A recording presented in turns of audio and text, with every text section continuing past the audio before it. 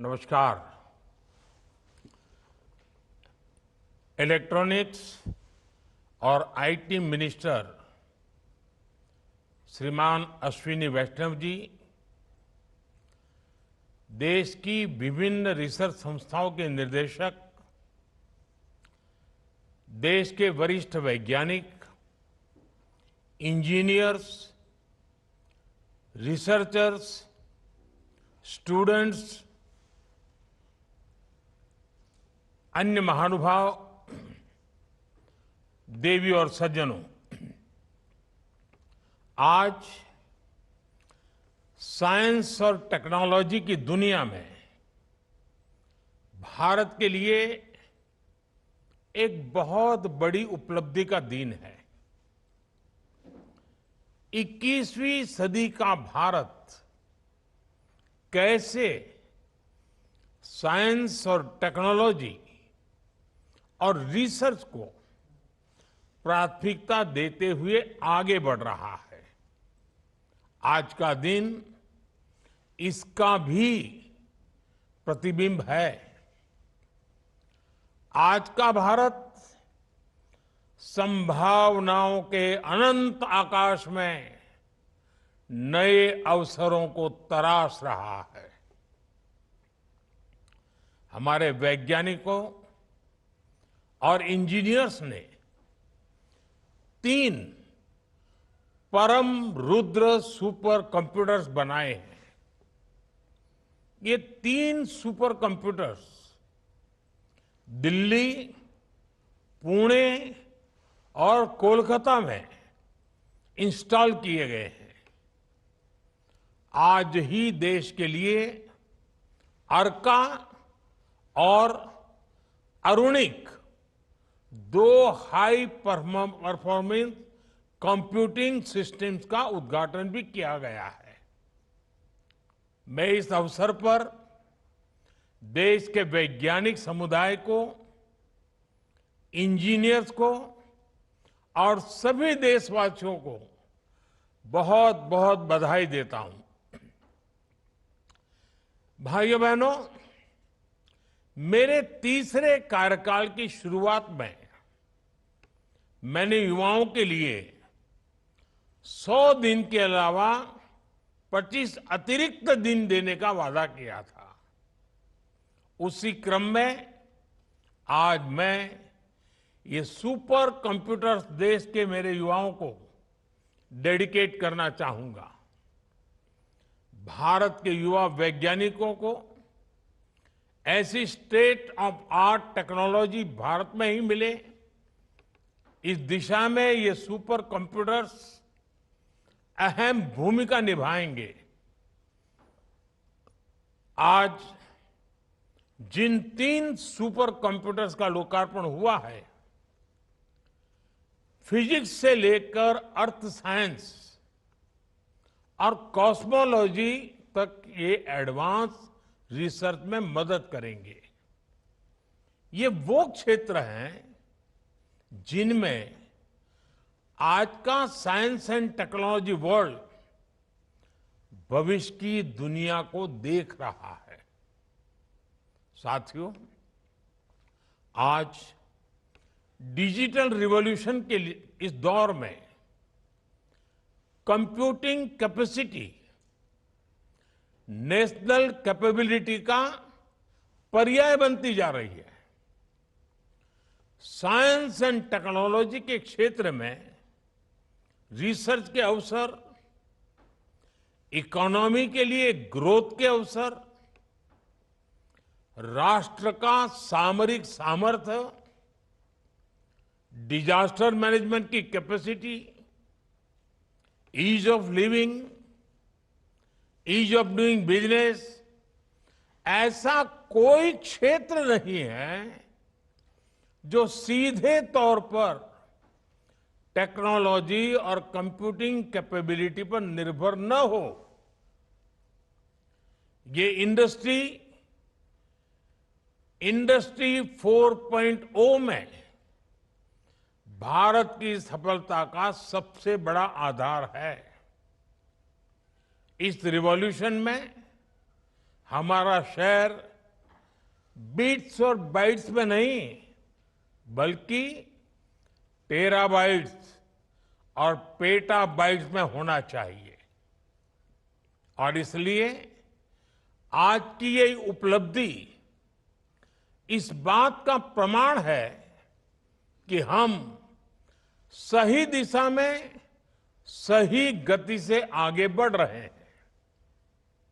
साथियों, आज का नया भारत विकास और टेक्नोलॉजी में केवल बाकी दुनिया की बराबरी करके संतुष्ट नहीं हो सकता।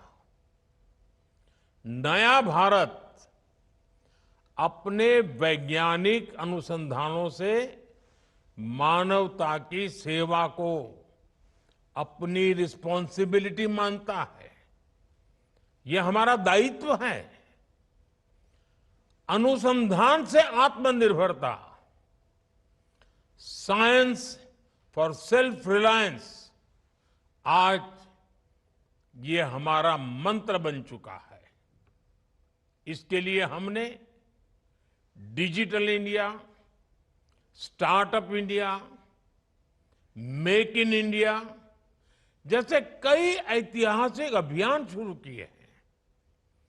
भारत की फ्यूचर जनरेशन में साइंटिफिक टेम्पर मजबूत हो, इसके लिए स्कूलों में 10,000 से ज्यादा अटल टिंकरिंग लैब्स भी बनवाई गई है। स्टेम सब्जेक्ट्स की एजुकेशन के लिए स्कॉलरशिप भी बढ़ाई गई है। इस साल के बजट में 1,00,000 करोड़ रुपए के रिसर्च फंड की घोषणा भी की गई है। प्रयास यही है कि भारत 21वीं सदी की दुनिया को अपने इनोवेशन से एम्पावर करे, दुनिया को मजबूत बनाए। साथियों, आज ऐसा कोई सेक्टर नहीं जिसमें भारत नए निर्णय नहीं ले रहा, नई नीतियां नहीं बना रहा।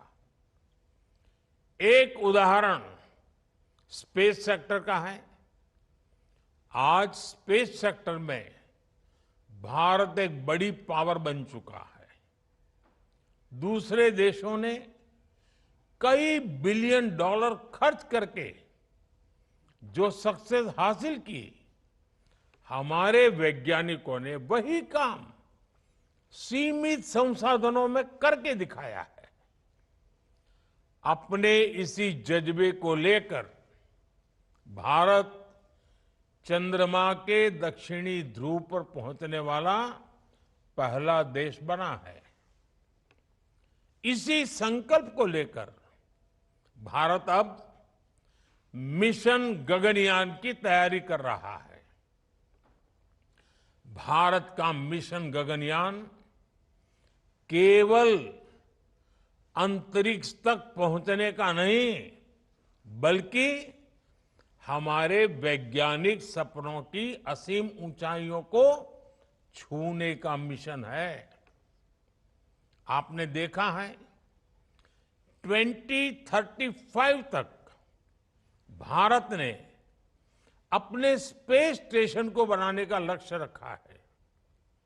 अभी कुछ ही दिन पहले सरकार ने इसके पहले चरण को मंजूरी दे दी है। साथियों, आज सेमी कंडक्टर्स भी डेवलपमेंट का एसेंशियल एलिमेंट बन चुके हैं। भारत सरकार ने इस दिशा में भी इंडिया सेमीकंडक्टर मिशन जैसा महत्वपूर्ण अभियान लॉन्च किया है। इतने कम समय में हमें इसके पॉजिटिव रिजल्ट दिखने लगे हैं। भारत अपना खुद का सेमीकंडक्टर इकोसिस्टम तैयार कर रहा है, जो ग्लोबल सप्लाई चेन का अहम हिस्सा होगा। आज 3 परम रुद्र सुपर कंप्यूटर्स के जरिए भारत के इस बहुआयामी वैज्ञानिक विकास को और मजबूती मिलेगी। साथियों, कोई भी देश बड़ी उपलब्धियां तब हासिल करता है जब उसका विजन बड़ा होता है। भारत का सुपर कंप्यूटर से लेकर क्वांटम कंप्यूटिंग तक का सफर इसी बड़े विजन का परिणाम है। एक समय सुपर कंप्यूटर गिने चुने देशों की महारत माने जाते थे, लेकिन हमने 2015 में नेशनल सुपर कंप्यूटिंग मिशन शुरू किया और आज भारत सुपर कंप्यूटर्स की दिशा में बड़े देशों की बराबरी कर रहा है और हम यहीं रुकने वाले नहीं हैं। क्वांटम कंप्यूटिंग जैसी टेक्नोलॉजी में भारत अभी से लीड ले रहा है। क्वांटम कंप्यूटिंग के क्षेत्र में भारत को आगे ले जाने में हमारे नेशनल क्वांटम मिशन की बड़ी भूमिका होगी। ये नई टेक्नोलॉजी आने वाले समय में हमारी दुनिया को पूरी तरह से बदल देने वाली है। इससे IT sector, manufacturing industry, MSME और स्टार्टअप सेक्टर में अभूतपूर्व बदलाव आएंगे, नए अवसर बनेंगे और इसमें भारत पूरी दुनिया को एक नई दिशा देने की सोच के साथ आगे बढ़ रहा है। साथियों, विज्ञान की सार्थकता केवल आविष्कार और विकास में नहीं, बल्कि सबसे अंतिम व्यक्ति की आशा आकांक्षाओं को, उसकी एस्पिरेशंस को पूरा करने में है। आज अगर हम हाईटेक हो रहे हैं तो ये भी सुनिश्चित कर रहे हैं हमारी हाईटेक टेक्नोलॉजी गरीबों की ताकत बने। भारत की डिजिटल इकोनॉमी, हमारा यूपीआई इसका एक बड़ा उदाहरण है। हाल ही में हमने मिशन मौसम भी लॉन्च किया, जिसमें वेदर रेडी और क्लाइमेट स्मार्ट भारत बनाने का हमारा सपना पूरा होगा। आज भी सुपर कंप्यूटर्स और हाई परफॉर्मेंस कंप्यूटिंग सिस्टम जैसी जो उपलब्धियां देश ने हासिल की है, इनके परिणाम देश के गांव गरीब की सेवा का माध्यम बनेंगे। एचपीसी सिस्टम के आने के बाद मौसम से जुड़ी भविष्यवाणी करने में देश की वैज्ञानिक क्षमता, हमारी ताकत बहुत बढ़ जाएगी। अब हम हाइपर लोकल यानी बिल्कुल स्थानीय स्तर पर मौसम से जुड़ी ज्यादा सटीक जानकारी दे पाएंगे। यानी एक गांव उस गांव के इलाके तक की बता पाएंगे। सुपर कंप्यूटर जब एक दूर दराज के गांव में मौसम और मिट्टी का विश्लेषण करता है तो ये केवल विज्ञान की उपलब्धि भर नहीं है, बल्कि यह हजारों लाखों जिंदगियों के जीवन में बहुत बड़ा बदलाव है। सुपर कंप्यूटर तय करेगा कि मेरे छोटे से छोटे इलाके के किसान के पास दुनिया की बेस्ट नॉलेज उपलब्ध होगी। इसका बहुत बड़ा लाभ अब छोटे से छोटे गांव में खेती कर रहे किसानों को होगा, क्योंकि इससे अब किसान अपनी फसल के लिए सही निर्णय ले पाएगा। इसका लाभ समुद्र में मछली पकड़ने जाने वाले मछुआरों को होगा। हम किसानों को होने वाले नुकसान को कम करने के लिए नए तौर तरीके निकाल पाएंगे। इससे इंश्योरेंस बीमा, जो फसल बीमा होता है, इंश्योरेंस योजनाओं की सुविधा पाने में भी मदद मिलेगी। हम इसकी मदद से आर्टिफिशियल इंटेलिजेंस, एआई और मशीन लर्निंग से जुड़े मॉडल्स बना पाएंगे, जिसका फायदा तमाम स्टेक होल्डर्स को होगा। देश के भीतर सुपर कंप्यूटर्स बनाने की हमारी काबिलियत, ये उपलब्धि देश के सामान्य मानवी के लिए एक गर्व की बात तो है ही। इससे आने वाले समय में देशवासियों के सामान्य वर्ग के जीवन में बड़े बदलाव के रास्ते भी निकलेंगे। आर्टिफिशियल इंटेलिजेंस, एआई और मशीन लर्निंग के इस दौर में सुपर कंप्यूटर्स बहुत बड़ी भूमिका निभाएंगे। जैसे आज भारत ने अपनी स्वदेशी तकनीक से 5G नेटवर्क बनाया है, जैसे आज बड़ी बड़ी कंपनियों के मोबाइल फोन्स भारत में बन रहे हैं, इससे देश की डिजिटल क्रांति को नए पंख लगे हैं। इससे हम टेक्नोलॉजी और उसके फायदों को हर देशवासी तक पहुंचा पाए हैं। इसी तरह भविष्य की तकनीक विकसित करने में हमारा सामर्थ्य, मेक इन इंडिया की हमारी सफलता, ये देश के सामान्य मानवी को आने वाले कल के लिए तैयार करेगी। सुपर कंप्यूटर से हर क्षेत्र में नए शोध होंगे, इनसे नई संभावनाओं का जन्म होगा। इसका लाभ देश के आम लोगों को मिलेगा।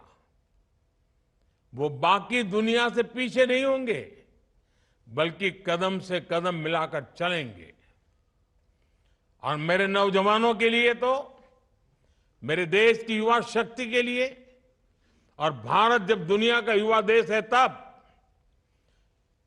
आने वाला युग जब विज्ञान और टेक्नोलॉजी से ही चलने वाला है, तो ये नए अवसरों को जन्म देने वाली घटना भी है। मैं देश के नौजवानों को इन सब के लिए विशेष बधाई देता हूं। इन उपलब्धि के लिए मैं देशवासियों को भी बहुत बहुत बधाई देता हूं। मैं आशा करता हूं हमारे युवा, हमारे जो रिसर्चर्स इन एडवांस फैसिलिटीज का लाभ उठाएंगे, साइंस की फील्ड में नए डोमेन्स को खोलेंगे। एक बार फिर आप सभी को अनेक अनेक शुभकामनाएं। धन्यवाद।